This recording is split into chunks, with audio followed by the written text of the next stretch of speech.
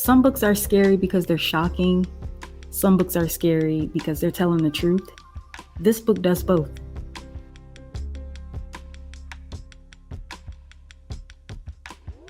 So I like to consider myself to be a genre explorer. And in short terms, that just means I'm willing to read just about anything. Of course, there's a few things that I'm not touching at all, but that's neither here nor there. I like to explore things all across the board in all kinds of entertainment ways and ways of consumption, whether that be movies, music, books, all the likes. However, I shy away from willingly offering myself up to be scared. And that's why I was so shocked when I found great interest in this book that I kept seeing show up on my timeline that goes by the name of The Reformatory. So I'm seeing this book show up on my timeline a lot. I'm seeing a lot of rave about it, and I'm seeing this cover. There's something about this cover that just like kept drawing me in. So I ended up looking at the description of the book and I was interested, shockingly enough. So I bought the book and I read it and I loved it. The Reformatory follows a young African American boy who gets into an altercation with a white boy and gets sent to an all boys school. Keep in mind that this story takes place during Jim Crow times, and so it was a very automatically dangerous situation to be in to get into the altercation in general, and then to be sent to an all boys school. Yeah, we're setting ourselves up for a wild ride.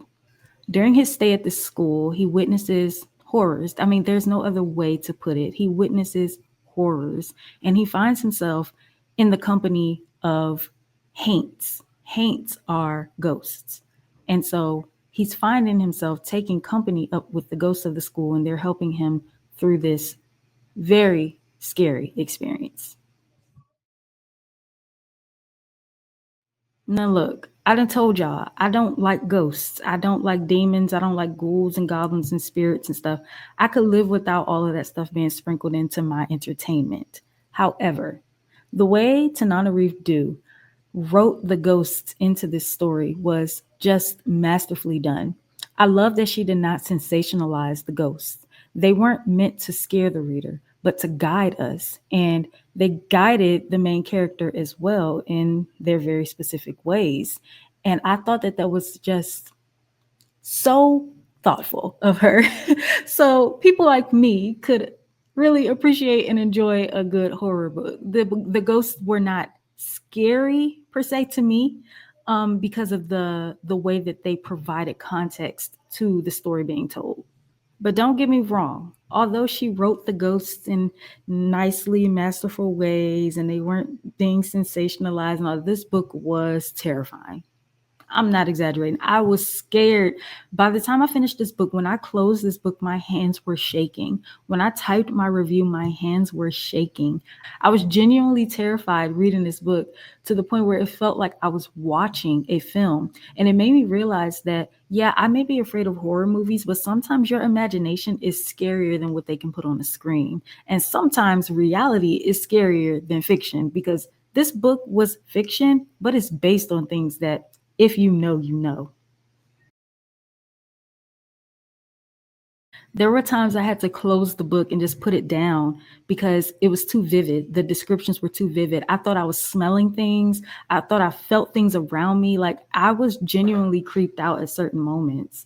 But it was like I was dropped into a bad dream that I could not wake up from unless I finished the book. And so I pushed through all the discomfort, through all of just the ickiness of certain things that you read. Like, yeah. Another thing I appreciated was the element of tenderness and love that was present, even though this is a terrible situation.